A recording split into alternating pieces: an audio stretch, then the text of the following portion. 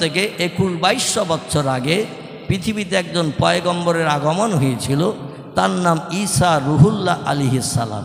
কি নাম বললাম? ঈসা রুহুল্লাহ। বিশ্ব নবীর আগমনের 570 বছর আগে তিনি পৃথিবীতে ছিলেন। ঈসা আলাইহিস সালাম 570 খ্রিস্টাব্দে উনি আসমানে উঠে যাওয়ার পরে 570 বছর পরে আমাদের পয়গম্বরকে আল্লাহ পাঠিয়েছিলেন। ঈসা নবী যখন মায়ের পেটে ওই অবস্থায় দেশের মানুষের অত্যাচার, উৎপীড়ন, নির্যাতন সহ্য করতে না পেরে সিরিয়ার দেশের এক ঝোপঝাড় জঙ্গলের ভিতরে যে আশ্রয় নিয়েছিলেন, যে ঝোপের ভিতরে আশ্রয় নিয়েছিলেন, ওখানে এক গাছতলায় যেয়ে বসে চিন্তা ভাবনা করছেন, দেশের মানুষ তো থাকতে দিল না, আমারে মারধর করলো, বাজে বাজে মন্তব্য করলো, তুমি ব্যভিচারিণী, চরিত্রহীনা, কলঙ্কিনী, কোন ছেলের সঙ্গে ব্যভিচার করে সন্তান সম্ভব হয়েছে বলো?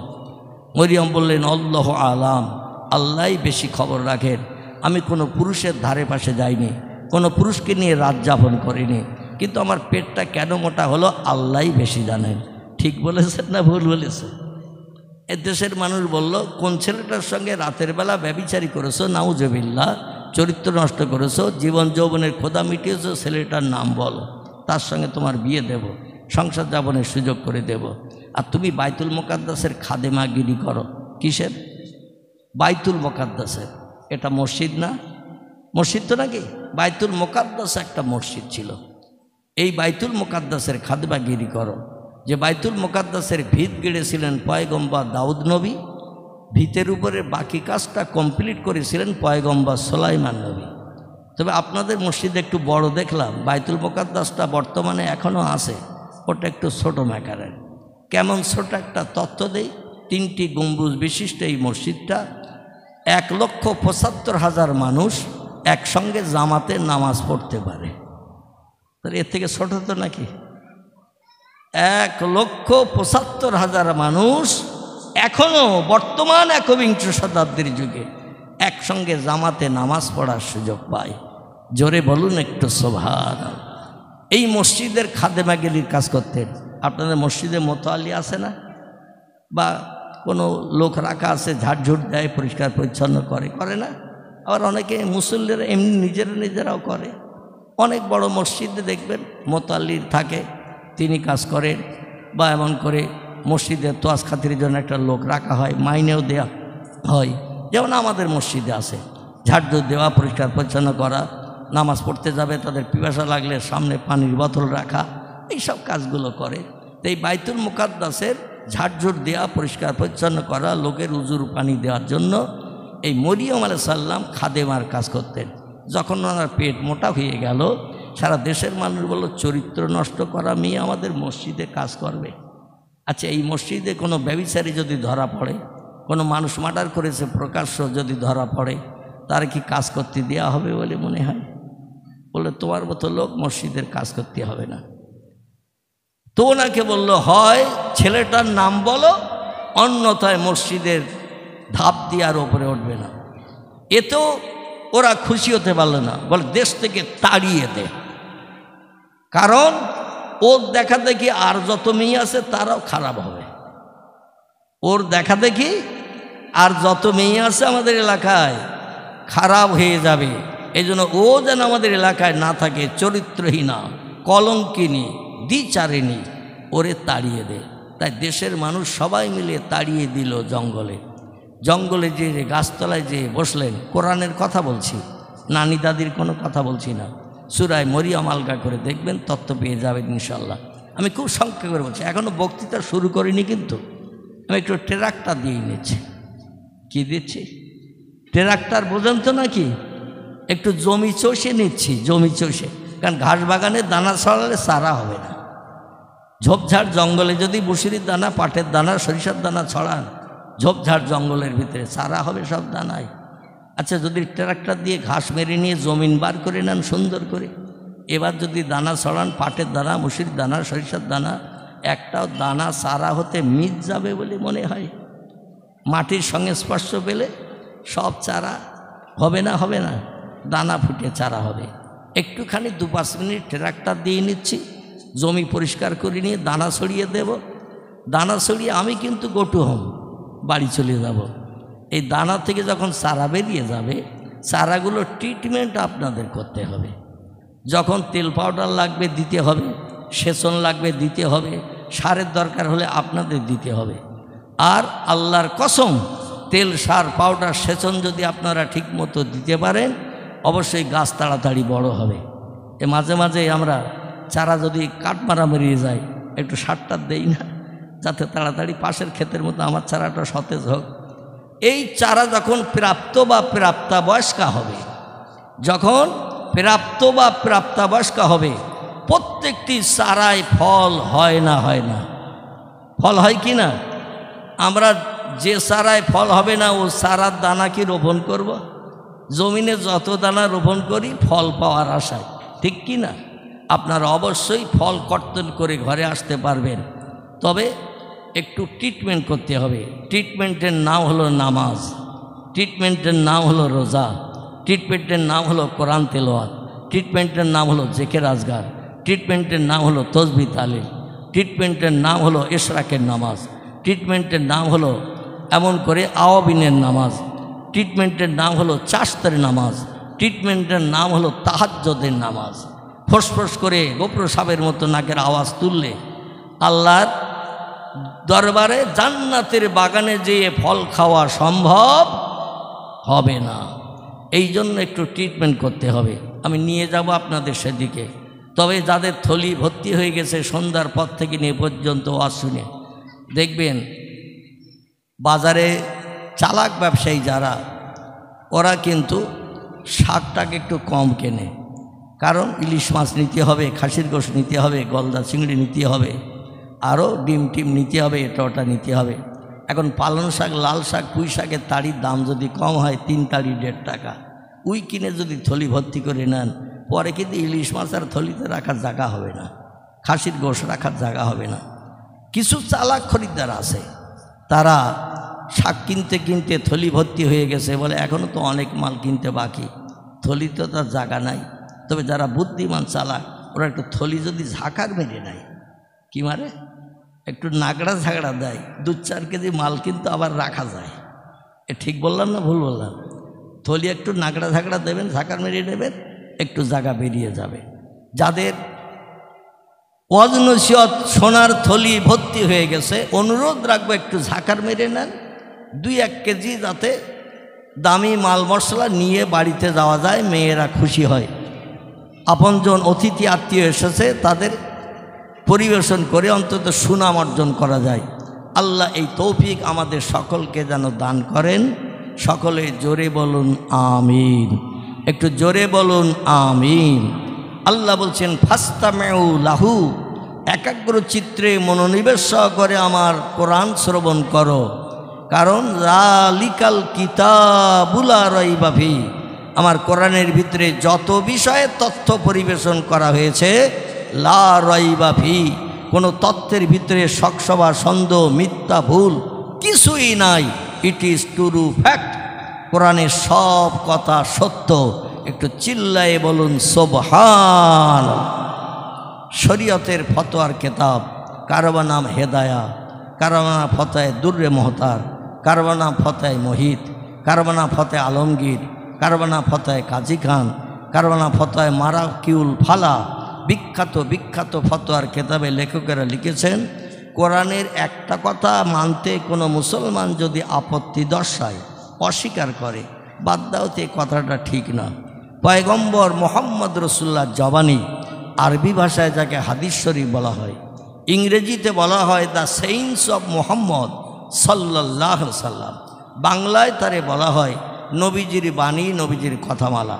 এখান থেকে 1450 বছর আগে পয়গম্বর যখন মক্কা মদিনার দেশে, মক্কায় ভূমিষ্ঠ হয়ে মদিনার দেশে শেষ নিঃশ্বাস ত্যাগ করেছিলেন, এই 23 বছরের লম্বা কলেমার জিন্দগিতে পয়গম্বর যত কথা বলেছেন, এই কথাগুলোকে, তার আচার আখলাক ব্যবহার চরিত্রগুলোকে হাদিস শরীফ বলা হয়। কি বলা হয়? খুব ভালো করে শুনবেন, হাদিস শরীফ বলা হয়। সেই যুগে মানুষেরা বিশ্ব নবীর কথাগুলো ব্রেন মগজে যদি একবার শুনে জমা করতে না পারতেন, সকলের মেমোরি তো সমান না, কেউ একবার শুনলেও মুখস্থ করে নেয়, কারো আবার 11 বার বলার পরও মাস্টার জিজ্ঞাসা করে বল কি বলিস, বলে স্যার মুখস্থ হয়নি। মানে ও পড়তেছে মাস্টারের সামনে, মন রয়েছে পাশের খেলার মাঠে, ছেলে মেয়ের খেলা করছে, সেই দিকে ওর মন। ও 11 বার বললেও কি ওর মুখস্থ হবে? মনে থাকবে? থাকবে না।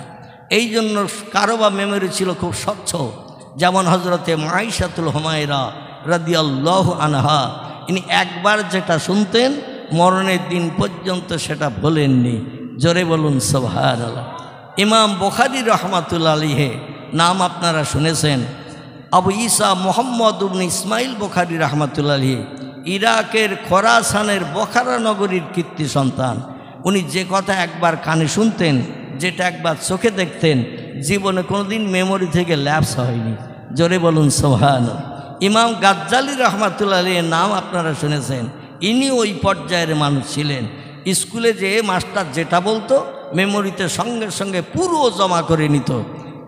100 বছর পরে, 50 বছর পরে জিজ্ঞাসা করলেও তিনি সেই একই তথ্য দিতে পারতেন।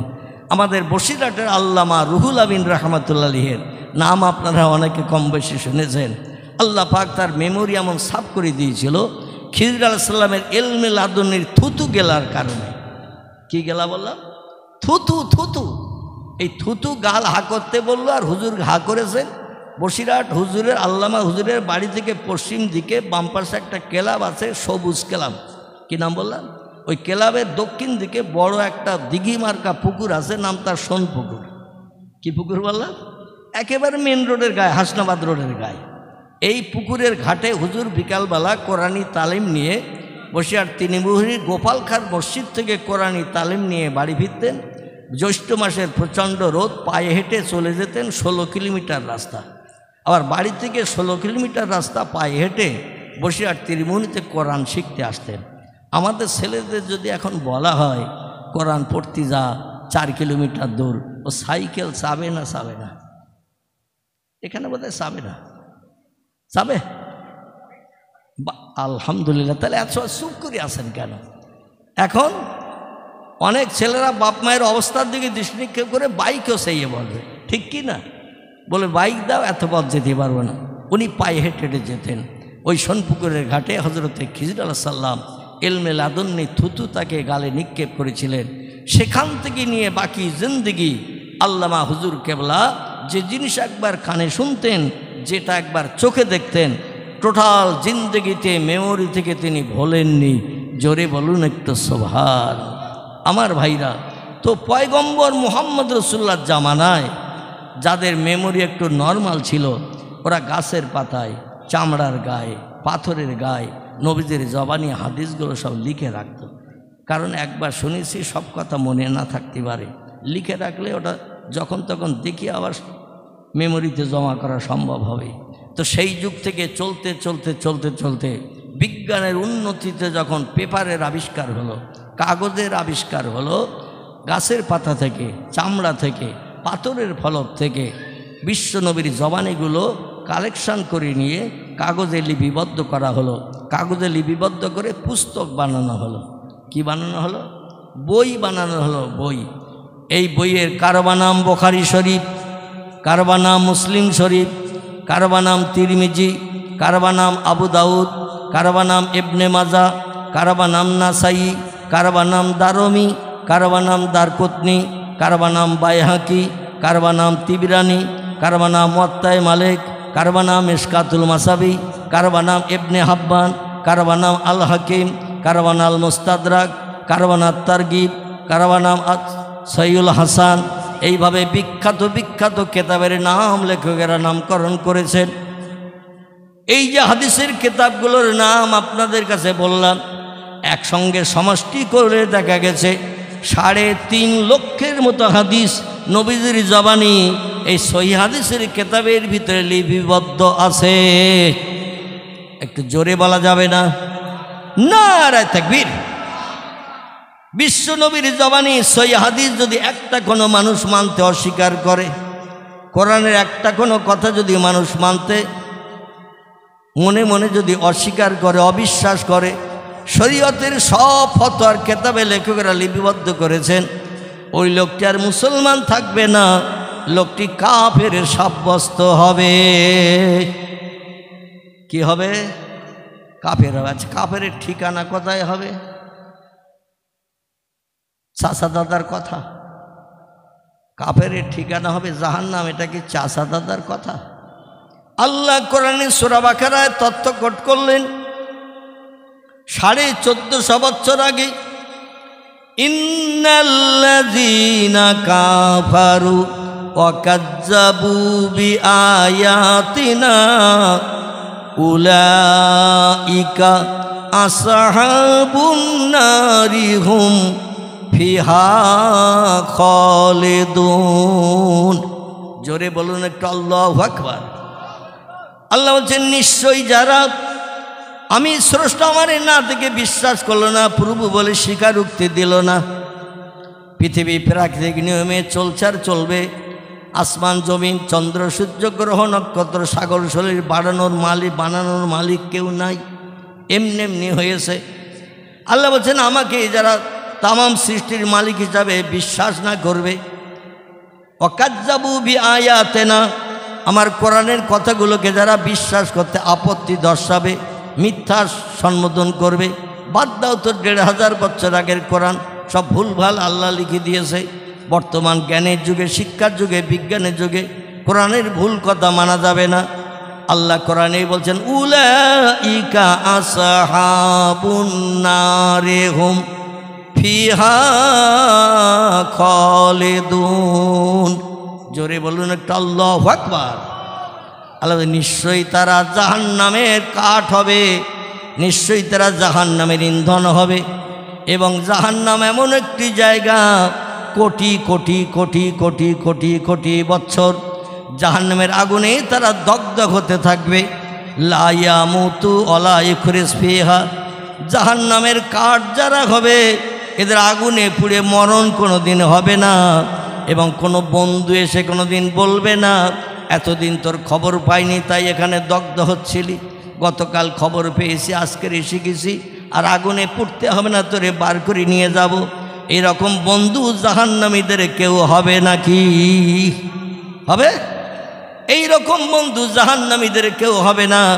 আল্লাহ বলছেন, কে হবে আর কে হবে না কোরআনে সে তত্ত্বটাও জানিয়ে দিয়েছে। উম্মতে মুহাম্মাদি শোনো, আল্লাহ বলছেন, ইয়াউমা ইয়াফিরুল মারউ মিন আখিহি ওয়া উম্মিহি ওয়া আবিহি ওয়া সাহিবাতিহি ওয়া বানিহি আল আখির।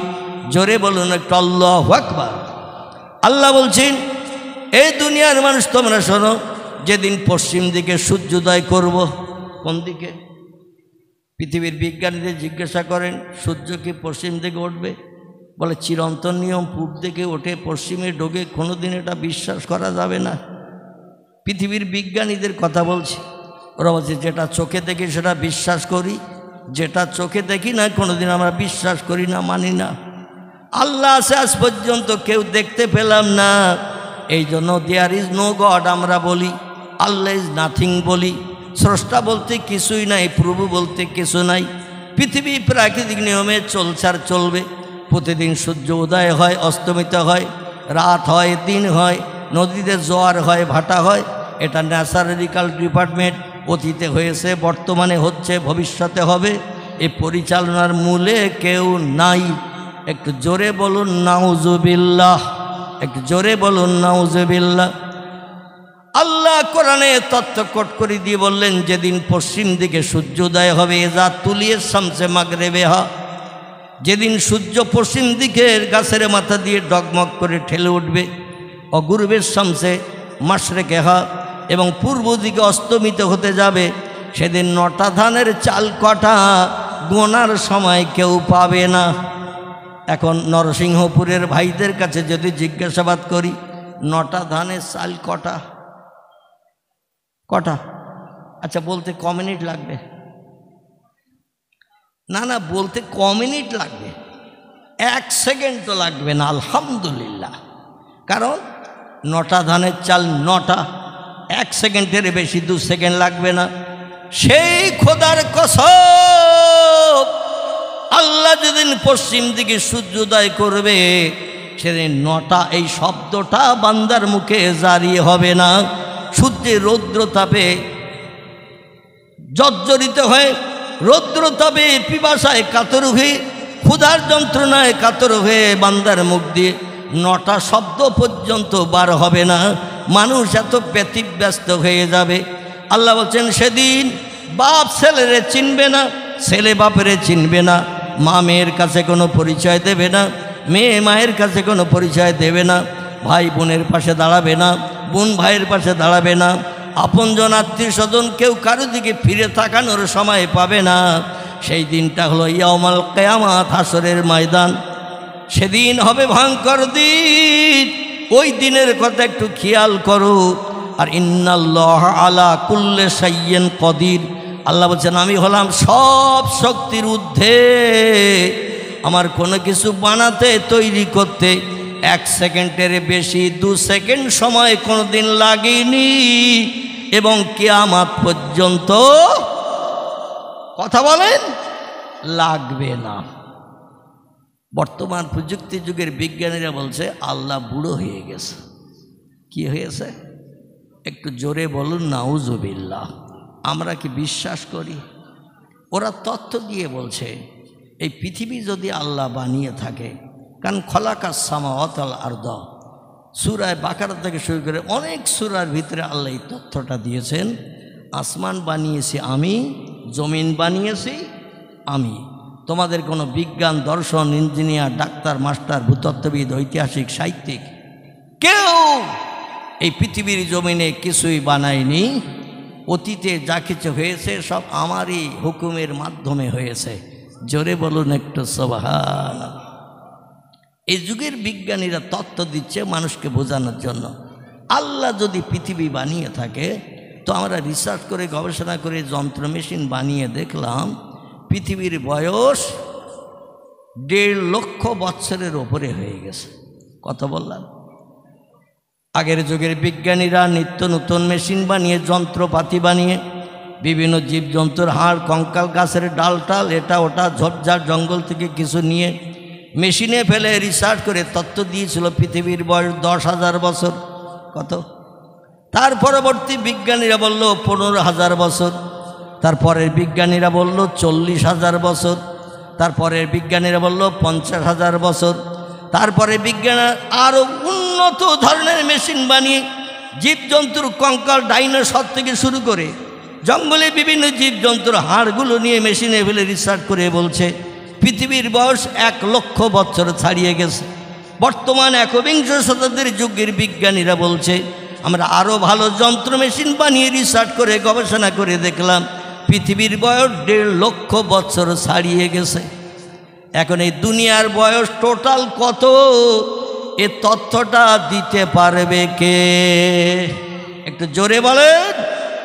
আমরা যেটা দেখতে পাই না সেটা দেখতে পায় কে? আমরা যেটা শুনতে পাই না সবার আগে শুনতে পাই সেটাকে। আমরা যে কাজটা তাড়াতাড়ি করতে পারি না সকলের আগে সে কাজটা করতে পারেন কে? তিনি কোরআনে 1450 বছর আগে জানিয়ে দিয়েছেন ইন্নাল্লাহ আলা কুল্লি শাইইন কদির। জোরে বলুন একটু আমিন। আল্লাহ বলছেন সব শক্তির ঊর্ধ্বে হলাম আমি।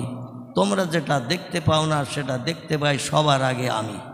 তোমরা যে কাজটা করতে পারো না, ঘন্টার পর ঘন্টা সময় লাগে, দিনের পরে দিন লাগে, আমি শুধু বলি ইন্নামা আমরুহু ইযা আরাদা শাইয়ান আইয়াকুলা লাহু কুন ফায়াকুন। জোরে বলুন আল্লাহু আকবার। সূরা ইয়াসিনের শেষ আয়াতের আগের আয়াত, কোরআনের 22 পারার শেষে আল্লাহ একটি সূরা কোট করেছেন। সূরাটির নাম সূরাতুল ইয়াসিন। কি নাম? সূরা ইয়াসিন। এই সূরা ইয়াসিনের শেষ আয়াতের আগের আয়াত আল্লাহ বলছেন ইন্নামা আমরুহু ইযা আরাদা শাইয়ান আইয়াকুলা লাহু কুন ফায়াকুন। জোরে বলুন একটু আল্লাহু আকবার। আয়াতের অর্থ কি? আমি শাব্দিক অর্থ বলি। তাহলে আপনাদের বুঝতে সুবিধা হবে। আল্লাহ বলছেন, আমি আল্লাহ যখন কোনো বিষয়ে কোনো হুকুম করি, এজা আরাদা সাইয়ান, কোনো কিছু তৈরি করার পরিকল্পনা ইচ্ছা প্রকাশ করি, আইয়া কুল আলাহু, আমার জবান দিয়ে শুধু একটু বলি কুন, হ। কোন শব্দের বাংলা অর্থ হলো হ। ফায়া কুন, সঙ্গে সঙ্গে যেটা হতে বলি সেটা হয়। তোদের মতো ঘন্টার পরে ঘন্টা সময় লাগে না আমার কোনো কিছু বানাতে। নারায়ে তাকবীর। এই আল্লাহ এখন বুড়ো হয়ে গেছে তো নাকি? হ্যাঁ, বিজ্ঞানীরা বলছে 1.5 লক্ষ বছর যদি পৃথিবীর বয়স হয়, আল্লাহ তো তার আগে ছিল। আমরা যত দিন যায় আমরা বাচ্চা হই না বুড়ো হই? যত দিন যায়, কৈশোর থেকে যুবক, যুবক থেকে বৃদ্ধ, বৃদ্ধ থেকে আবার লাঠি ধরা হয়ে যে কবরে ডাক দেয় আজরাইল, চলে যায় কবরে, ঠিক তো নাকি? কিন্তু বয়স বেশি হলে কেউ কৈশোরের বাল্যকালের বাচ্চা হয় না। ওরা বলে আল্লাহ যদি এই পৃথিবী 1.5 লক্ষ বছর হয়েছে, আমরা মেশিন দিয়ে রিসার্চ করে দেখলাম, আর এর আগে আল্লাহ কত বছর ছিল সেটা তো আমরা বলতে পারবো না, কারণ আমরা আসমানের খবর রাখি না, যা খবর রাখি জমিনের খবর, ঠিক তো নাকি? ঠিক তো নাকি? আল্লাহ বলছেন, হুয়াল্লাযী খলাকা সাবআ সামাওয়াতিন তিবাকান। ও পৃথিবীর মানুষ, তোমাদের জ্ঞানের দৌরত্ব কত! বিজ্ঞান হয়েছ, ইঞ্জিনিয়ার হয়েছ, ডাক্তার হয়েছ, মাস্টার হয়েছ, ভূতত্ত্ববিদ হয়েছ, ঐতিহাসিক হয়েছ, সাহিত্যিক হয়েছ, কত নামি দামি জ্ঞানী তোমরা হয়েছ। একটু বলো তো উপরে আকাশ কটা? পৃথিবীর বিজ্ঞানীদের আল্লাহ জিজ্ঞাসা করছেন, তোমরা তো উচ্চ শিক্ষিত, যেটা চোখে দেখো সেটা বিশ্বাস করো, যেটা চোখে দেখো না সেটা বিশ্বাস করো না। তো বলো তো মাথার উপরে তাকিয়ে কি দেখা যায়? পৃথিবীর বিজ্ঞানীরা একমত হয়ে বলছে, বহুদূর ফাঁকাতায় নীল মতন দেখায়। কি বলেছে? আমি ভূগোল বইয়ের তথ্য দিচ্ছি। ওরা বলছে বহুদূর ফাঁকাতায় নীল মতন দেখায়। আসলে আকাশ বলতে কিচ্ছু নাই। এটা হলো বিজ্ঞানীদের তথ্য। আর আল্লাহ কোরআনে সূরা বাকারায় 1450 বছর আগে জানিয়ে দিয়েছে, বিজ্ঞানের ঠাকুরদাদার বাপও যখন জন্ম নেয়নি। কে জন্ম নেয়নি? বিজ্ঞানের ঠাকুরদাদার বাপও যখন জন্ম নেয়নি, তখনই আল্লাহ কোরআনে বলেছেন, সাবআ সামাওয়াতিন তিবাকান। ওই যে উপরে তাকালে নীল মতো একটা জিনিস দেখো, ওটা হলো প্রথম আকাশ। কি আকাশ? ওই প্রথম আকাশ কিন্তু শেষ নয়, বরং এর পরও আমি আল্লাহ আকাশ বানিয়েছি আরও 6টি। তাহলে প্রথম আকাশ দিয়ে মোট আকাশের সংখ্যা কটি? সাবআ সামাওয়াতিন তিবাকান। আল্লাহ বলছেন 7টা আকাশ আমি উপরে স্তরে স্তরে বানিয়েছি। কেমন?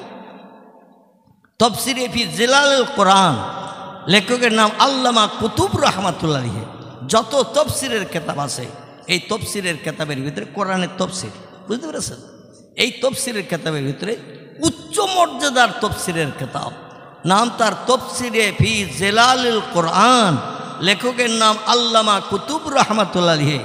তিনি বলছেন, পৃথিবীর মানুষ তোমরা শোনো, পয়গম্বর মুহাম্মদ রাসূলুল্লাহ যেটা চোখে দেখেছেন তোমাদের মতো সেটা বিশ্বাস করেছেন, জনগণের কাছে বলেছেন। যেটা চোখে দেখেনি নবী সে সম্পর্কে তথ্য দেয়নি। তবে আল্লাহ যখন ওহী পাঠিয়ে নবীজিকে কিছু জানিয়েছেন, নবীজি তখন সেই বিষয়ে তথ্য মানুষের কাছে পরিবেশন করেছেন। নবীজি এমনি এমনি তোমাদের মতো ধারণা করে কিছু বলেনি।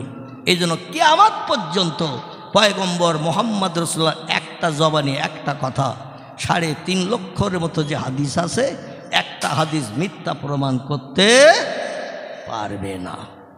আল্লাহ পাক রব্বুল আলামিন পয়গম্বর মুহাম্মদ রাসূলুল্লাহকে জীবনের 53 বছর বয়সে রজব মাসের 26 তারিখের দিনগত রাত, কত বললাম? বিশ্বনবীর জীবনের 53 বছর বয়স। মক্কা নগরীতে নবীজি তখন বসবাস করছেন, মদিনায় তখন যান নাই। এই বছরে মক্কার কাবার চাতলে নবীজি শত্রুদের হাত থেকে নিষ্কৃতির জন্য ওরা যেখানে রসুলকে পাবেন সেখানে প্রহার করবেন, মারধর করবেন, অত্যাচার উৎপীড়ন করবেন। এমনকি শেষ পর্যায়ে এমন মিটিং করলো, আবু জেহেল, আবু লাহাব, উমাইয়া বিন খালদ, সুফিয়ান ইবনে খালিদ হারবি, ওতবা, ওতাইবিয়া, শুআইবিয়া, ইকরামা, আবু সুফিয়ান, নাজ্জার, বড় বড় মক্কার পৌত্তলিক লিডার মিটিং করে বলল, মোহাম্মদকে আর নুন তুলসী দেওয়া যাবে না, ওরে যেখানে পাওয়া যাবে সেখানে মেরে ফেলতে হবে। যতদিন যাচ্ছে গোপনে গোপনে মুহাম্মদের দলে লোক বাড়ছে। এখনো বর্তমান একবিংশ শতাব্দীর যুগে মুসলমানদের ঘরের সংখ্যা বাড়ছে না কমছে? Japan, German, England, Holland, Poland উচ্চ শিক্ষিত। এই ভাই, এখানে গল্প করলে হবে না, এখানে কথা বললে হবে না, চুপ করে বসে একটু মহব্বতে দরুদ শরীফ আল্লাহুম্মা উচ্চ রবে প্রাণ ভরে সাইয়্যিদিনা মাওলানা। হলো না। আমি যে মশানে আপনাদের দরুদ শরীফ শোনার চিন্তা ভাবনা করছিলাম সে মশান পাচ্ছি না। তাবারক মনে হচ্ছে আজকে নেই, আছে? হ্যাঁ, তো আমি তো পূর্বেই বলেছি লাভে লোহা পাওয়া যায়, বিনা লাভে তুলোর বস্তা কেউ মাথায় নিতে চায় না। তাবারক ভালো আছে না খারাপ? ভালো। আল্লাহু আকবার। আমার চাচাজি বলছে বিরিয়ানি। তো বিরিয়ানি যখন হাড়ের গায়ে, এই হাড়ির গায়ে হাড়ের খড়খড়ানি বিরিয়ানি রান্না করলে লাগে না? লাগে না। আর এই গোশতের হাড়ের খড়খড়ানি যখন হাড়ির গায়ে লাগে আলাদা একটা সৌরভ সুগন্ধ বার হয় না? হয় না? তো জলসার শেষে যখন সেই তাবারক বিরিয়ানি পরিবেশন হবে ইনশাল্লাহ, অত বিরিয়ানি চিন্তা করি, পরকালে চিন্তা এখন করতে হবে না। পরকাল কবে হবে তা ঠিক নাই। বিজ্ঞানীরা বলছে দুনিয়া হলো আনন্দের জায়গা, দুনিয়া হলো ফুর্তির জায়গা। যতদিন বেঁচে আসো আনন্দ করো, ফুর্তি করো, খাও আর মরো, মরণের পরে আর কিচ্ছু নাই। এরা হলো 4 ভাগ দর্শন। 12 ক্লাসে দর্শন শাস্ত্র ফিলোসফিতে 4 ভাগ দার্শনিকদের মত প্রকাশ করা হয়েছে। 12 ক্লাস এই 4 ভাগ দার্শনিকদের মত প্রকাশ করা হয়েছে ফিলোসফিতে। দুনিয়া হলো আনন্দের জায়গা, দুনিয়া হলো ফুর্তির জায়গা। যতদিন বেঁচে আছো আনন্দ করো, ফুর্তি করো, খাও আর মরো, মরণের পরে আর কিছু নাই। দার্শনিকের এই তত্ত্ব দিয়েই ক্ষান্ত হয় নাই। তারা বলছে দুনিয়া হলো ক্ষণস্থায়ী, আজকের আসো আগামীকাল থাকবে, এই সার্টিফিকেট আমরা দিতে পারবো না। আগামীকালের জন্য কোনো আশা যেন উঠিয়ে রেখো না। যখন মনে যে ইচ্ছা হবে সঙ্গে সঙ্গে ইচ্ছা পূরণ করো।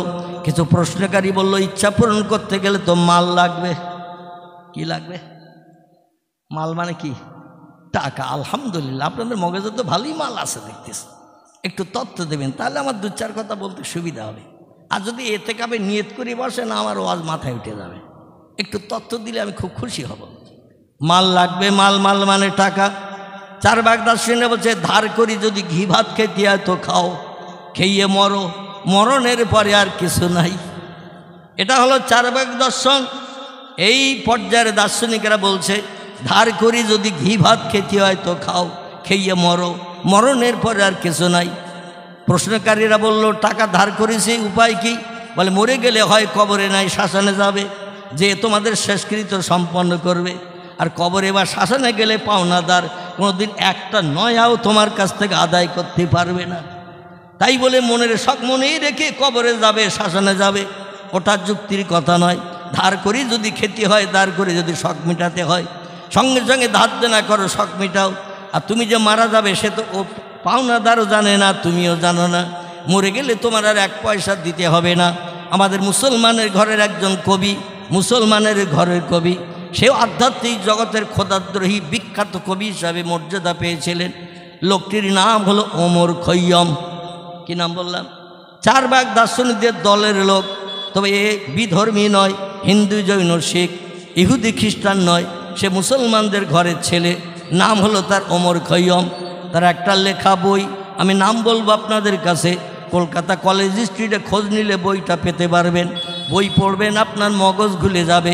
ওমর খৈয়মের লেখা বই ঠিক এতটা মোটা, দেখতে পাচ্ছেন আমার হাতের দিকে, ঠিক এতটা মোটা একটা বই লিখেছেন।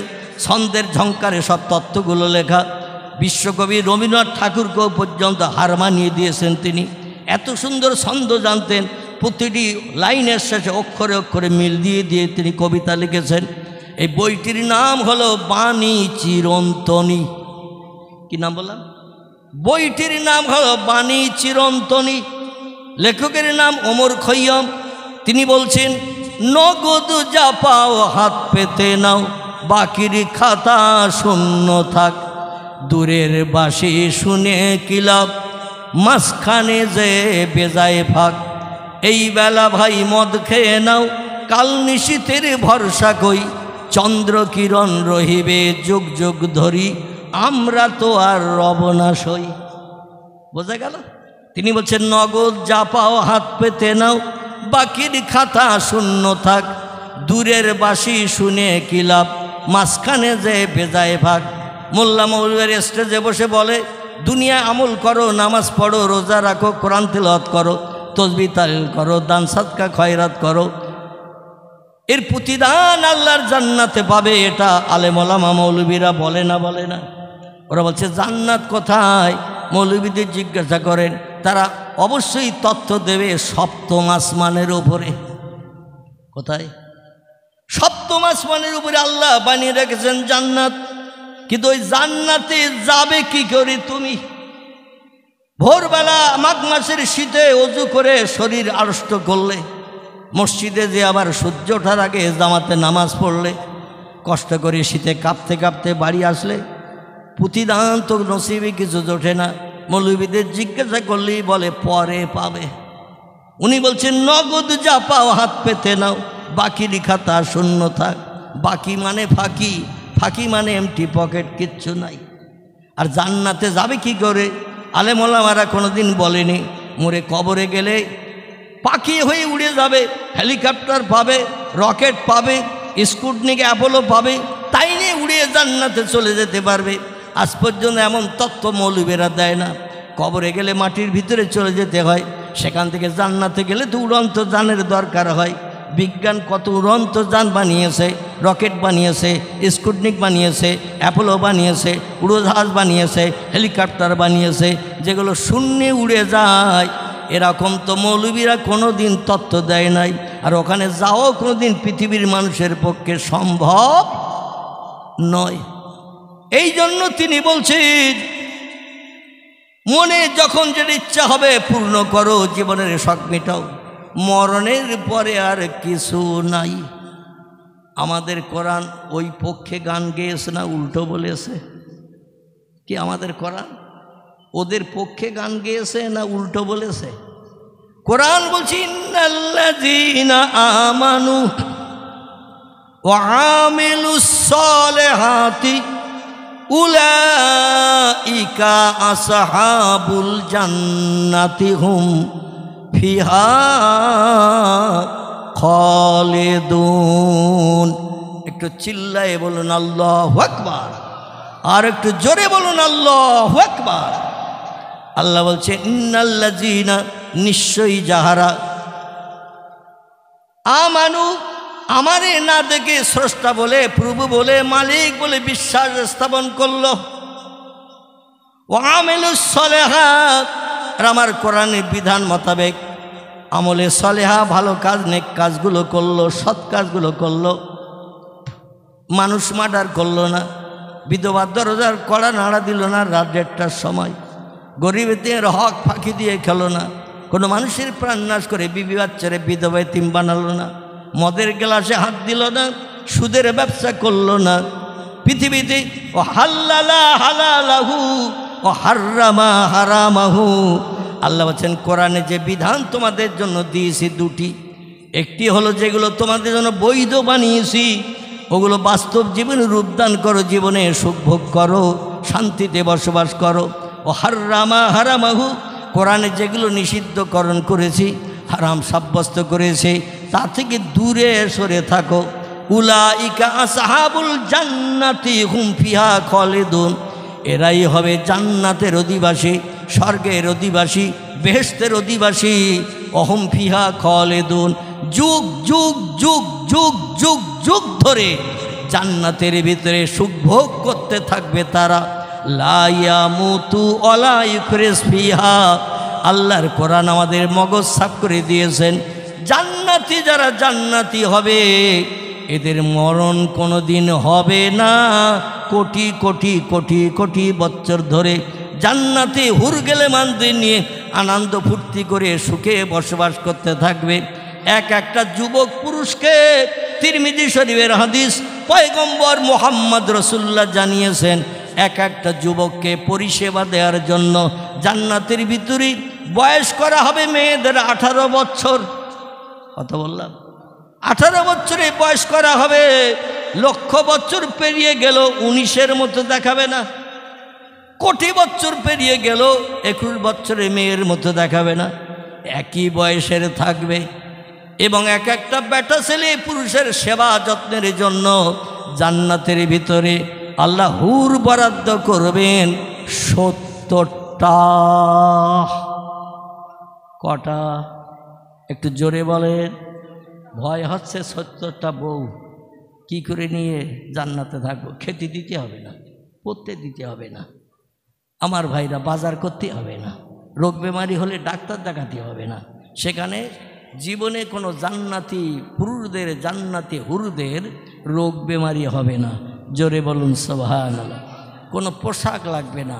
আল্লাহ পাক দামি দামি নামি দামি পোশাক জান্নাতি হুরদের পরিধান করাবেন আপনার আমার চোখে ভালো লাগানোর জন্য। জোরে বলুন সুবহানাল্লাহ। সেখানে শুধু আনন্দ আর আনন্দ, ফুর্তি আর ফুর্তি। মনে মনে ধারণা করবেন অমুক জিনিসটা খেলি ভালো হতো, সঙ্গে সঙ্গে সামনে এসে পরিবেশন হবে। আপনি নিজে কল্পনা করে বুঝতে পারবেন না। আমি তো চাইনি হুরেদের কাছে, শুধু মনে মনে ধারণা করলাম কত সুন্দর পাখি একটা উপর দিয়ে উড়ে যাচ্ছে, কত রকমের কালার রং তার দেহের বাজুতে পাকড়ায় আছে। এই রকম পাখির গোশত না জানি খেতে কত টেস্ট আস্বাদ হবে। মনে ধারণা করবেন, সঙ্গে সঙ্গে ভুনা রান্না হয়ে আপনার সামনে খানচায় হুরেরা পরিবেশন করবে। জোরে বলুন একটু সুবহানাল্লাহ। এর নাম হলো জান্নাত। এই জান্নাতের ভিতরে থাকবেন কোটি কোটি বছর ধরে, কারণ মরণ সব সৃষ্টির হবে একবার। কবার? একটু জোরে বলেন। সমস্ত সৃষ্টি পৃথিবীতে যত আছে, বর্তমান প্রযুক্তির বিজ্ঞানীরা নামি দামি যন্ত্র মেশিন বানিয়ে দূরের জিনিস কাছে দেখার মেশিন বানিয়েছে, আই গ্লাস বানিয়েছে, মানে দূরবীন বানিয়েছে। আমরা এই যে বসে আছি এই জলসায়, আমাদের চোখের সামনে হাজার হাজার জীবাণু পয়জন ঘুরে বেড়াচ্ছে, আমরা খালি চোখে দেখতে পাই। কিন্তু দূরবীন যন্ত্র চোখে লাগান, আপনার সামনে চোখের সামনে হাজার হাজার জীবাণু পয়জন, ক্ষুদ্রতি ক্ষুদ্র গুঁড়ো গুঁড়ো জীবাণু চোখের সামনে ঘুরে বেড়াচ্ছে, খালি চোখে দেখতে পাই না, দূরবীন চোখে লাগালে দেখতে পাওয়া যায়। জোরে বলুন একটু সুবহানাল্লাহ। বিজ্ঞানীরা বানিয়েছেন এই দূরবীক্ষণ যন্ত্র, বানিয়ে তারা বলছে হায় রে, সব অজানা জিনিস জানলাম, সব জিনিস চোখে ধরলাম, আর এই পৃথিবী বানিয়েছে আল্লাহ। না জানি আল্লাহর চেহারাটা আজ পর্যন্ত কেউ দেখতে পেল না। আল্লাহ বলে পাগলের দল, তোদের তথ্যটা সত্য নয়। আমি 1 লক্ষ মোতাবেক 2,24,000 পয়গম্বর পৃথিবীতে পাঠিয়েছি। এই পয়গম্বরদের ভিতরে একজন পয়গম্বরকে আমি সেরা করে বানিয়েছি। কি করে? ওমা মুহাম্মাদুন ইল্লা রাসূলুন কদ খালাত মিন কাবলিহির রাসূল। জোরে বলুন একটু আল্লাহু আকবার। আল্লাহ বললেন মুহাম্মদ নামধারী একজন ব্যক্তিকে রসুল করে, প্রফেট করে, মেসেঞ্জার করে, পথ প্রদর্শক, বার্তা বাহক করে তোমাদের জান্নাত হালাল বানানোর জন্য, জাহান্নাম থেকে দূরে সরে থাকার জন্য একজন ব্যক্তিকে আমি নেতৃত্ব দিয়ে পৃথিবীতে পাঠিয়েছি। তার নাম দিয়েছি মুহাম্মদ, নাম দিয়েছি আহম্মদ, নাম দিয়েছি ইয়াসিন, নাম দিয়েছি তহা, নাম দিয়েছি মুজাম্মিল, নাম দিয়েছি রাহমাতাল লিল আলামিন। জোরে বলুন একটু আল্লাহু আকবার।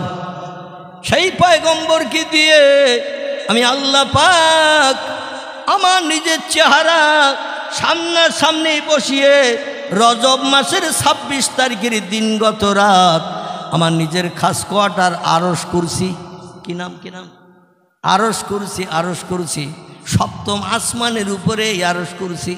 সিদরাতুল মুনতাহা টপকিয়ে যে লক্ষ লক্ষ কোটি কোটি মাইল পথ অতিক্রম করলে যেখানে যাওয়া যায় সেইখানে আল্লাহর আরশ কুরসি।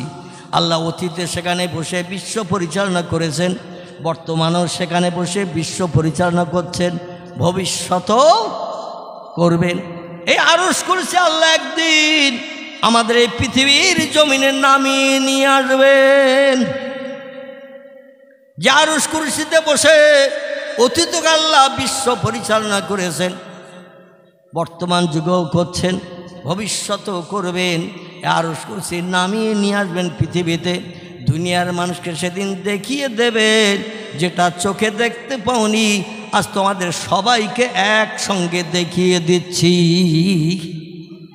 সবাইকে একসঙ্গে দেখিয়ে দিচ্ছি। দেখো মা তারা, ইয়া আইয়ুহান নাস, ও দুনিয়ার মানুষ সকল, একটু তাকিয়ে দেখো কোথায় পূর্বে ছিলাম, ভবিষ্যতে থাকবো বলে পরিকল্পনা নিয়েছিলাম, সেই জিনিসটা তোমাদের দেখালাম। আর আমার চেহারা তোমরা দেখতে পারো নাই বলে বিশ্বাস করো না। আমি পৃথিবীতে দুইজন ব্যক্তিকে আমার চেহারা দুনিয়ায় বেঁচে থাকতে দেখিয়েছি, যাতে তোমরা আমি আল্লাহ আছি তোমাদের চোখে দেখতে পাও না, তাই বলে তোমরা যেন অবিশ্বাস করিও না। এমন দুইজন ব্যক্তিকে দিয়ে আমার চেহারা দেখিয়েছি যে দুইজন ব্যক্তি সারা জীবনে একটা মিথ্যা কথা বলেনি, কারো গালে অন্যায়ভাবে চড় মারেনি, কটু কথায় কাউরে গালি দেয়নি, কারো অর্থ আত্মসাৎ করেনি, গরিব এতিমের হক ফাঁকি দিয়ে খায়নি, কোনো বিধবার ধরনার কড়া রাতের 1:30টার দিকে নাড়া দেয়নি, কোনো ব্যক্তির প্রাণনাশ করে বিবি বাচ্চারে বিধবা এতিম বানাননি। দুইজন ব্যক্তিকে আমি পৃথিবীতে প্রেমিক বান্ধব হিসেবে সাব্যস্ত করেছিলাম। একজন বান্দার নাম ইমরানের বেটা মুসা, কি নাম বললাম? মুসা নবী। মুসা নবী, এনার বাবার নাম ছিল ইমরান, এই জন্য ইমরান মুসা ইবনে ইমরান বলা হয়। আল্লাহ বলছেন আমার চেহারা তারে দেখিয়েছিলাম, তবে তার চোখের পাওয়ার লো, আমার চেহারা জ্যোতি হাই ভোল্টেজ, কোটি কোটি কোটি কোটি পাওয়ারওয়ালা। মুসা আমার জ্যোতি দেখে সহ্য করতে পারেনি। মাদায়েনের দেশে একটি পাহাড় আছে, কোন দেশ বললাম? মাদায়েনের, মদিনায় না, মাদায়েন বলে একটি দেশ আছে। এই দেশে একটা পাহাড় এখনও দাঁড়িয়ে আছে, কিয়ামত পর্যন্ত থাকবে। দেশটির নাম হলো মাদাইন, পাহাড়টির নাম হলো কোহেতুর। কি নাম? কি নাম? কোহেতুর। এই তুর পাহাড়ের কিনারায় আমি মুসারে আমার চেহারা দেখিয়েছিলাম। আমি পূর্বে বলেছিলাম মুসা তুরপাড় আমার সঙ্গে টেলিফোনে কথা বলতে আসতো এখান থেকে 4,500 বছর আগে। কতদিন?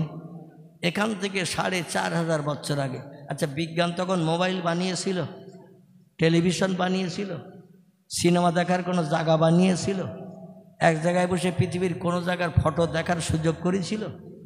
যা কিছু করেছে 100 বছরের ভিতরে। কত বললাম? 100 বছরের ভিতরে। আল্লাহ বলছেন বাড়াবাড়ি করো না ও বিজ্ঞানের দল, দার্শনিকের দল, ইঞ্জিনিয়ারের দল, বাড়াবাড়ি করিও না। ইয়াসিন অল কুরআনিল হাকিম। জোরে বলুন আল্লাহু আকবার। আল্লাহ পাক কোরআনে 114টি সূরার ভিতরে একটি সূরার নাম কোট করেছেন ইয়াসিন বলে। ব্যাখ্যাকারীরা তাফসীরের কিতাবে লিখেছেন ইয়াসিন শব্দের বাংলা অর্থ হল নবীজির মর্যাদাপূর্ণ নাম। জোরে বলুন সুবহানাল্লাহ। নবীজির মর্যাদাপূর্ণ নাম, গুণবাচক নাম, বিশ্বনবীর নাম ইয়াসিন। আল্লাহ ডেকে বলছেন আমার মোহাব্বতের ইয়াসিন, আপনি শুনে নিন, আপনার উম্মতদের জানিয়ে দিন অল কুরআনিল হাকিম। আপনার মাধ্যম দিয়ে আপনার উম্মতের মুখে হাসি ফোটানোর জন্য, বিপদে মুসিবতে সাহায্যের জন্য, মনের চাহিদা পরিপূরণের জন্য আমি মহাবিজ্ঞানময় কোরআন পৃথিবীতে আপনার উম্মতের জন্য দান করে দিলাম। যে কোরআন আদম সফিউল্লাহর জামানায় আমার লৌহে মাহফুজে সংরক্ষিত ছিল। আমার আরশ কুরসির উপরে একটি জায়গা, সেই জায়গাটির নাম হলো লৌহে মাহফুজ। ফি লৌহিম মাহফুজ কোরআনের ভিতরে এসেছে। আল্লাহ বলেন আসমানে অনেক কিতাব মানুষের কল্যাণের জন্য পৃথিবীতে পাঠিয়েছে, কিন্তু কোনো কিতাব ওই মর্যাদাপূর্ণ জায়গায় রাখি নাই। তৌরিত পাঠিয়েছে, জব্বুর পাঠিয়েছে, ইঞ্জিল পাঠিয়েছে, এছাড়া আরও 100খানা চটি কিতাব নবীর উম্মতদের উপকারের জন্য পৃথিবীতে পাঠিয়েছে। কোনো কেতাবের জায়গা লৌহে মাহফুজে হয় নাই। একটাই মাত্র কেতাব লৌহে মাহফুজ আমি সংরক্ষণ করে রেখেছিলাম।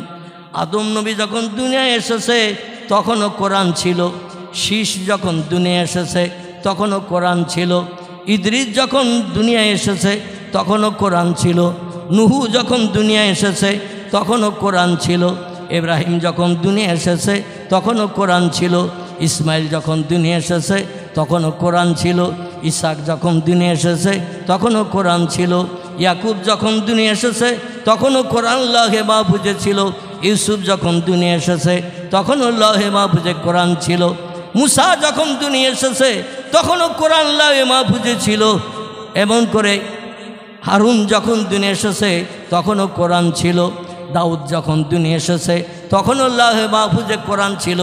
কিন্তু কোনো নবীর উম্মতির উপকারের জন্য কোরআন আমি পৃথিবীতে পাঠাই নাই। কোরআন পাঠিয়েছি সেই নবী তার উম্মতির জন্য। হাজার হাজার বছর কাল পেরিয়ে যাবে, কোনো নবী দুনিয়ায় আর আসবে না, আসমানি কোনো কেতাব পৃথিবীতে আর পাঠানো হবে না। ওই একটা কেতাবই কিয়ামত পর্যন্ত হাজার হাজার বছর ধরে মানুষকে জান্নাতে যাওয়ার রাস্তা দেখিয়ে দেবে। নারায়ে তাকবীর।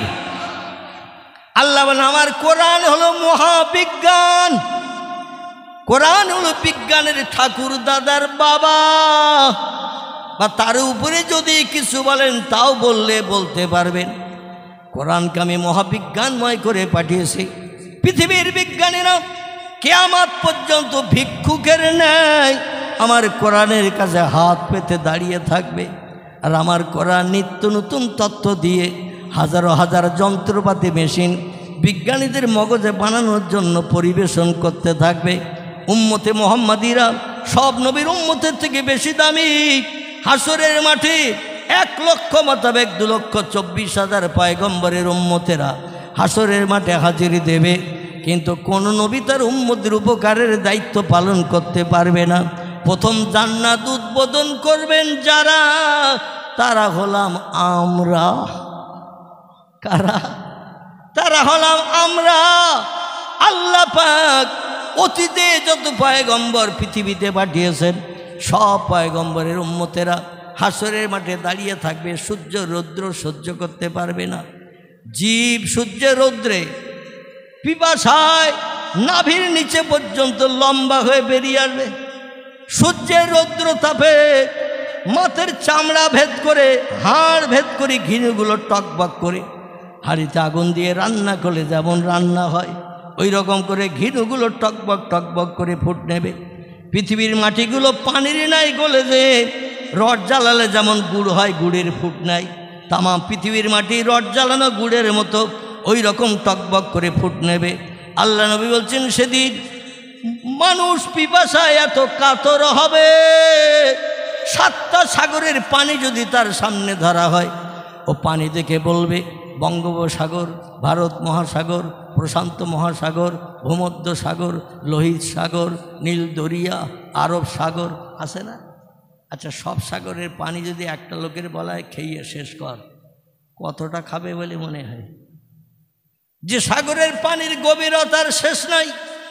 বিজ্ঞানীরা প্রযুক্তি যুগে রিসার্চ করে তথ্য দিয়েছে আটলান্টিক মহাসাগরের পানির গভীরতা হলো 14,500 ফুট। কত বললাম? পানির উপর থেকে মাটি পর্যন্ত পানি আছে 14,500 ফুট। বিজ্ঞানীরা প্রশান্ত মহাসাগরে যে আবার একটু ফিতে ফেলেছে, কত পানি সাগরে একটু দেখি, ওরা ফিতে ফেলে হা হয়ে গেছে, এতে কাপের মতো হয়ে গেছে। প্রশান্ত মহাসাগরের পানির গভীরতা 15 থেকে 15,500 ফুট। সাগরের কোনো কুল কিনারা আছে? কথা বলেন। এই পাশে দাঁড়ালে ওপারের গাছ দেখা যায় তো নাকি? পুকুরের ধারে দাঁড়ালে ওধারে দেখা যায় কিনা? মাঝখানে পানি পুকুরের, এধারে দাঁড়ালে ওধারের গাছপালা দেখতে পাওয়া যায়। সাগরের কিনারায় দাঁড়ালে কি দেখতে পাওয়া যাবে বলে মনে হয়? খুব বেশি দূর যেতে হবে না। আমাদের কাকদ্বীপ লাইনে 8 নম্বর ফেরি, 8 নম্বর কপিল মুনির আশ্রম। আমি অধম যে তথ্যগুলো দেব আল্লাহ বাস্তবে চোখে দেখিয়েছেন তাই দেব। পরবর্তীতে যেন একটা মিথ্যা প্রমাণ ভবিষ্যৎ জেনারেশন না বানাতে পারে। কপিল মুনির আশ্রম, যেখানে হিন্দু ভাইদের মেলা হয়, একেবারে সাগরের কিনারায়। আমি গিয়েছি ফুলডুবিতে প্রোগ্রাম করতে। ওখান থেকে আবার 15-16 কিলোমিটার রাস্তা ফুলডুবি থেকে গেলাম সাগর দেখতে। সাগর দেখতে কিনারায় যেয়ে দেখি জীবনের প্রথম দেখা। সাগরের দিকে তাকিয়ে দেখি শুধু পানি আর পানি, পানি আর পানি, কোনো কিছুই দেখতে পাওয়া যায় না। বিজ্ঞানীরা বলছেন পৃথিবীর 3 ভাগের 2 ভাগ পানি, 1 ভাগ মাটি। এই যুগের বিজ্ঞান বলছে ইট ইজ রং, থিওরি ভুল। আগের যুগের বিজ্ঞানীদের মেশিন ভালো ছিল না, তাই তারা রিসার্চ করে তত্ত্ব দিয়েছিল 3 ভাগের 2 ভাগ পানি, 1 ভাগ মাটি। আমরা প্রযুক্তি যুগে নামি দামি মেশিন বানিয়েছি যাতে সত্য তত্ত্ব পরিবেশন করা যায়। বিজ্ঞানীরা নতুন মেশিন দিয়ে রিসার্চ করে বলছে পৃথিবীর 4 ভাগের 3 ভাগ পানি, 1 ভাগ মাটি। আচ্ছা, এটাই কি সত্য বলে আপনাদের মনে হয়? মনে হয়? আমি আপনাদের কাছে একটা তথ্য জিজ্ঞাসা করি, তাহলে বুঝতে সুবিধা হবে। ভবিষ্যৎ জেনারেশন, নাতি নাতকুর, ভবিষ্যতে যারা আসবে, এরা এই মেশিন নিয়ে বাস করবে না নতুন মেশিন বানাবে? কথা বলেন। এই মেশিন নিয়ে, বর্তমান যুগের যে মেশিন, এই মেশিন নিয়ে ওরা খুশি হবে না আবার নতুন মেশিন বানাবে? বিজ্ঞানীরা প্রথম বানিয়েছিল এইরকম একটা মোবাইল, দেখেছেন? বিজ্ঞানীরা প্রথম বানিয়েছিল এইরকম একটা মোবাইল, একে অপরের সঙ্গে হাওয়ার মাধ্যম দিয়ে টাওয়ার সংযোগে কথা বলা যেত। এখন মোবাইল এত বড় হয়েছে না হয়নি? হয়েছে না হয়নি? ঘরে এখন আর টেলিভিশন কেনার দরকার আছে? পকেটে পকেটে টেলিভিশন ঘুরতেছে না? ঘুরতেছে না? সিনেমা হলে সিনেমা দেখতে যেত যুবকেরা, 2.5-3 ঘন্টা ধরে যে ফিল্ম দেখাতো কর্তৃপক্ষ, একটাই দেখতে হতো। আর পকেটের মোবাইলে যদি একটু এরকম করে একটু যদি ঘষেন, সঙ্গে সঙ্গে লাইন আলাদা ক্লিয়ার হবে না? হবে না? হবে না? হবে না? বর্তমান প্রযুক্তির বিজ্ঞানীরা টাচ মোবাইল বানানোর কারণে অনেক সিনেমা হল সব ভেঙে চুরমার করে দিয়েছে। ঠিক বললো না ভুল? আপনাদের বারাসাত এলাকার নাম বলবো না, আমি আমার বসিরহাটের কথা বলি। আমাদের বসিরহাটে 3টি সিনেমা হল ছিল। কটি বললাম? 3টি। একটির নাম ফাল্গুনী, একটির নাম দেবযানী, একটির নাম হলো মিলনী। বর্তমানে 2টো তো ভেঙে চুরমার করে দিয়েছে, একটা নদীতে কবে পড়ে অপেক্ষায় রয়েছে। মিলনী ইসামত নদীর কিনারায়, খেয়াঘাটের ধারে, অতি আর লোকজন যায় না, কখন কাঁধিয়ে সাগরের তলায় ইউনুস নবীর মতো নাখানি সুবনি খাই। ইউনুস নবীর নাম শুনেছেন তো? সাগরে পানির তলায় মাছের পেটের নাকানি সুবানি খেয়েছিলেন। মানুষ ওই হলে আর যায় না, কারণ কাত হয়ে রয়েছে নদীর দিকে। এই জন্য কখন হুড়মুড় করে ভেঙে পড়ে তার ঠিক নাই। আর যে 2টো সিনেমা হল ছিল মেন রোডের ধারে, একটার নাম হলো দেবযানী, ময়লাখলা বসিরহাট স্টেশন, বড় সিনেমা হল, নাম ছিল দেবযানী। মালিক বলে আর কেউ টিকিট কাটতে আসে না, সিনেমা দেখতে আসে না। এত বড় বিল্ডিং বেকার থাকবে নাকি? ভেঙে ফেল। কি কর? ভেঙে ফেল, নতুন করে ব্যবসা করতে হবে। মিলনী দেবযানী যখন ভেঙে ফেললো, বসিরহাট থেকে বারাসাত মেন রোড, এই রোডের ডান ধারে একটা সিনেমা হল ছিল কলেজের কাছে, বসিরহাট কলেজের কাছে, নাম তার ফাল্গুনী। ও বলে ওরা যখন ভেঙে ফেলে নতুন ব্যবসা করছে, আমরা কেন আর রাখবো? ওরাও হাতুড়ি মারা শুরু করে দিল, ভেঙে চুরমার করে নতুন ব্যবসার জন্য বিল্ডিং বানিয়েছে। খুব বেশি দূর যেতে হবে না, দেগঙ্গা গেছেন আপনারা? দেগঙ্গা বাজারের আগে ব্যাকের কাছে একটা সিনেমা হল ছিল। খোদার কসম আমি ঢুকি নাই, তো যাওয়া আসার পথে নজর করলেই দেখা যেত লেখা আছে তারা। কি লেখা আছে? তারা, তারা, তারা। এই হলটাও ভেঙে ফেলেছে মালিক। মানুষ আর সিনেমা দেখতে যায় না। কারণ কি বলেন তো? পকেটে রয়েছে তো সিনেমা হল, আছে না? যখন যে ইচ্ছা করবেন, যে ফিল্ম দেখতে চাইবেন, একটু আঙুল ঘষলেই দেখতে পাবে। এই জন্য সিনেমা হলের আর দরকার নাই। বিজ্ঞানীরা প্রযুক্তি যুগের কত উন্নত সাধন করেছে। এ যুগের বিজ্ঞানের রিসার্চ করে গবেষণা করে নতুন মেশিন বানালো। মেশিন বানিয়ে বলল পৃথিবীর 4 ভাগের 3 ভাগ পানি, 1 ভাগ মাটি। কিন্তু ভবিষ্যৎ জেনারেশনের কথা চিন্তা করলো না। ওরা এসে তো আবার তথ্য কাটবে, এই জন্য একটু বলে দিই, পরে পরিবর্তন হলেও হতে পারে। ভবিষ্যৎ জেনারেশন যারা আসবে ওরা বলবে পূর্ণ মেশিন চলবে না, পূর্ণ গাড়ি চলবে না, নতুন গাড়ি ব্যবহার করব, নতুন মেশিন ব্যবহার করব। এখন বিনা তেলে গাড়ি চলছে, মোটর বাইক, 4 চাকা গাড়ি ব্যাটারির মাধ্যম দিয়ে, চীনের প্রোডাক্ট। ঠিক বললাম না ভুল বললাম? রাস্তায় আর ধোঁয়া উড়বে না আমার ভাইরা, ধোঁয়ার আর আপনার কোনো লাইসেন্স করতে হবে না, পরিবেশ দূষণের ধোঁয়ার বার হবে না, এমনি এমনি কারেন্টের চার্জ দিয়ে ব্যাটারিতে গাড়ি চলবে। উন্নত হচ্ছে দিন। ভবিষ্যৎ জেনারেশন যারা আসবে এরা নতুন মেশিন বানিয়ে বলবে পুরানো তত্ত্ব ভুল, আমরা ভালো মেশিন বানিয়ে দেখলাম পৃথিবীর 5 ভাগের 4 ভাগ পানি, 1 ভাগ মাটি। কিয়ামত পর্যন্ত শুধু তত্ত্ব পরিবর্তন হবে, কাটাকুটি চলবে। এবার আপনাদের কাছে জিজ্ঞাসাবাদ করি, দেখতে দেখতে 1450 বছর হয়ে গেছে, মানুষ কি শুধু ঘুমাচ্ছে? হাজার চেষ্টা করছে ইহুদি খ্রিস্টানিরা, হিন্দু জৈন শিখেরা, বিভিন্ন ধর্মাবলম্বীরা, কিন্তু কোরআনের একটা তত্ত্ব ভুল আজও পর্যন্ত প্রমাণ করতে পারেনি এবং কিয়ামত পর্যন্ত পারবে না। জোরে বলুন একটু সুবহানাল্লাহ।